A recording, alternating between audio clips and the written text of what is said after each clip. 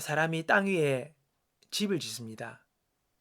땅을 고르고 그 위에 기초를 세우고 멋진 집을 만듭니다. 그리고 그 안에다가 벽지를 바르고 옷장, TV, 냉장고 가져다 놓습니다. 이거 누구를 위한 것입니까? 그 집에 살 사람을 위한 것이지요. 그것을 위해서 땅을 파고 건물을 세우고 온갖 가구와 생활용품들을 사다가 놓은 것입니다. 마찬가지로 하나님께서 이 세상을 만드신 것은 이 세상에서 살 사람들을 위하여 첫날부터 빛과 달과 별과 하늘과 동식물과 온갖 생물을 만드신 것입니다. 하나님은 이러한 것들을 만드실 때에 온갖 종류대로 바다와 땅과 공중의 생물을 만드시고 이들로 온 땅에 넘치도록 채워놓으셨어요. 하나님은 풍성하도록 사람들을 위하여 온갖 것들을 준비해 놓으신 것입니다. 우리가 살면서 한 번도 보지 못한 여러분 식물과 동물들이 이 세상에 얼마나 많은지 아십니까? 그러나 그것까지도 하나님은 우리를 위하여 다 만들어 놓으신 것입니다. 여기서 우리는 하나님의 속성과 그분이 우리를 향한 마음을 알 수 있습니다. 하나님은 풍성하신 분이에요. 모든 것에 넘치도록 하시는 분이에요. 그리고 우리의 삶도 풍성하기를 그분은 원하신다는 겁니다. 예수님께서 이 땅에 오신 것은 우리가 풍성한 생명의 삶을 살게 하시려고 오셨다고 하십니다. 잃어버리고 깨어지고 왜곡되고 비뚤어진 모든 우리의 삶을 고쳐서 새롭게 그리고 온전하게 누리도록 그분은 우리를 위하여 오신 것이지.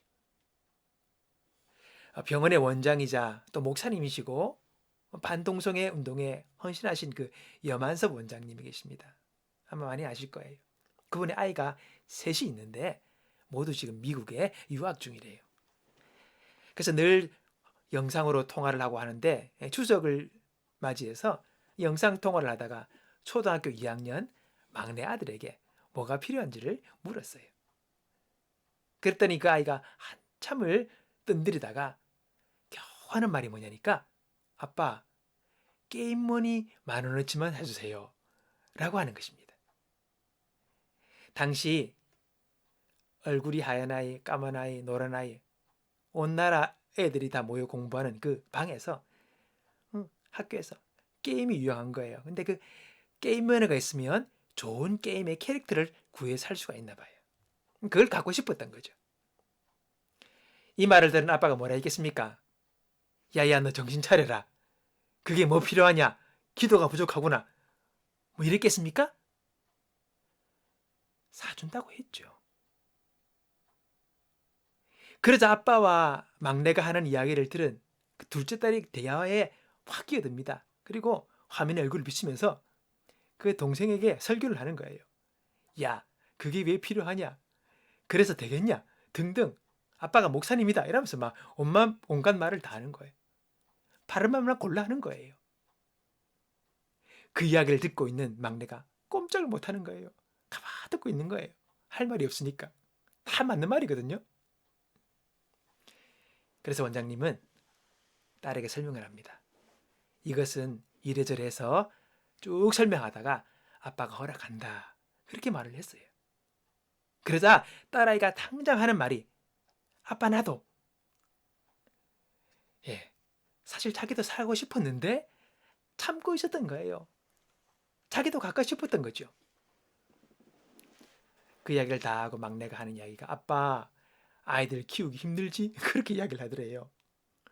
초등학교 2학년 애가 자기 딴에는 아빠한테 요구사항도 많고 이 10,000원이나 되는 그 거금으로 게임 머니를 사달라 하니까 그 아빠에게 그게 또 부담이 될 거라고 생각했나 봐요.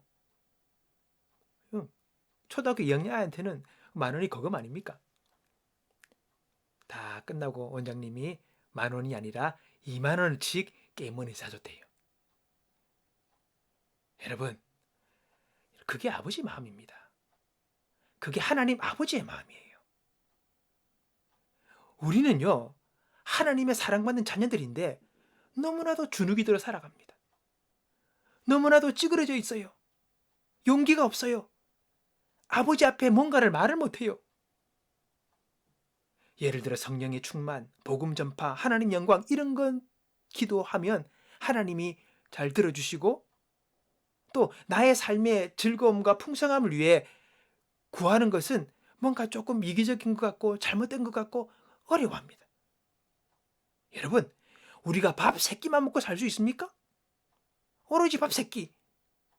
그것 못 먹으면 안 되니까 그것도 감사하죠. 못 먹는 분이 있으니까. 여러분, 그러나 우리가 인생을 살아가면서 밥 3끼 먹는 것 외에 할 것이 또는 누릴 것이 너무나도 많이 있습니다. 이것 하나님이 세상 가운데 다 만들어 놓으신 거예요. 오늘 우리의 삶 가운데 단지 생명 유지 차원에서의 인생이 아니라 그 모든 것을 누리며 하나님의 그 아름다우심을 맛보고 경험하며 그분의 풍성함 가운데서 우리가 살아갈 수 있도록 우리의 필요들을 구할 수 있어야 하는 것입니다. 하나님은 우리의 사랑하시는 아버지입니다. 그분은 많은 것을 갖고 계신 모든 것의 소유자입니다. 그리고 우리는 그분의 사랑받는 자녀입니다.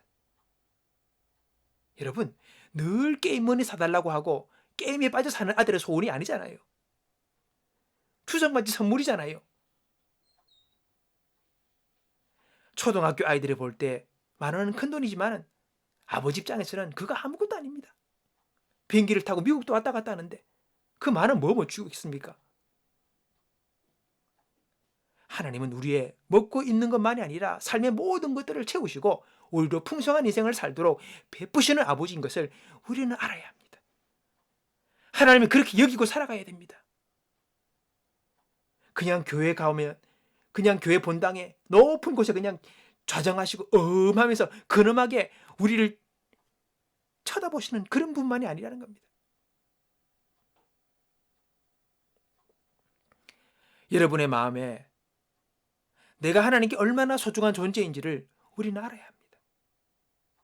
그래야지 우리가 담대하게 아버지께 나아가 구하죠. 나를 사랑하시는 아버지께서 내게 필요한 것, 내게 좋은 것을 줄 것이라는 그 믿음을 가지고 나올 수가 있지 않습니까? 그러나 많은 경우 자신의 그 존귀함과 하나님 나를 얼마나 귀하게 보시는지를 생각하지 못하는 경우들이 너무나도 많다는 것입니다. 사도 바울은 하나님이 우리를 사랑하심의 증표로 당신의 독생자를 예수님을 우리 위에 보내셨다라고 말씀하십니다. 무슨 말입니까? 예수님의 생명과 오늘 우리를 바꾸신 거죠. 예수님을 대가로 지불할 만큼 우리를 너무 귀하게 보신 것입니다. 그걸 알아야 합니다. 우리는 보통 존재가 아닙니다. 너무나도 그분 앞에 귀한 하나님의 아들과 딸됨을 그 자신의 정체성을 우리는 알아야 합니다. 그러면서 자기의 아들까지도 아끼지 않고 우리 모두를 위해 내어주신 분께서 그 아들과 함께 우리에게 모든 것을 은혜로 주지 않으시겠습니까? 여러분, 이걸 믿어야지요. 이걸 알아야지요. 하나님은 모든 것을 갖고 계신 분입니다. 만물의 주인이십니다. 그분 우리에게 모든 것을 또 주기 원하시는 분입니다. 하나님은 사랑이잖아요. 사랑은요, 근본 속성이 주는 거예요. 줌으로 기뻐하고 줌으로 행복해하고 헌신함으로 말미암아 즐거워하는 것이 바로 사랑의 본성입니다. 하나님은 사랑이십니다. 그 하나님이 나를 사랑하십니다. 나는 하나님의 그 큰 사랑을 받고 있는 자라는 것을 우리는 알아야 합니다. 오늘 나의 삶에 하나님의 풍성하심을 누리며 살도록 하나님께 용기 있게 구할 수 있는 저와 여러분이 되기를 원합니다. 하나님의 그 풍성하심을 누리며 그 은혜와 사랑을 찬양하며 또한 무사람들에게 그 충만한 은혜와 사랑을 간증할 수 있는 저와 여러분의 삶이 되기를 주님의 이름으로 축원합니다.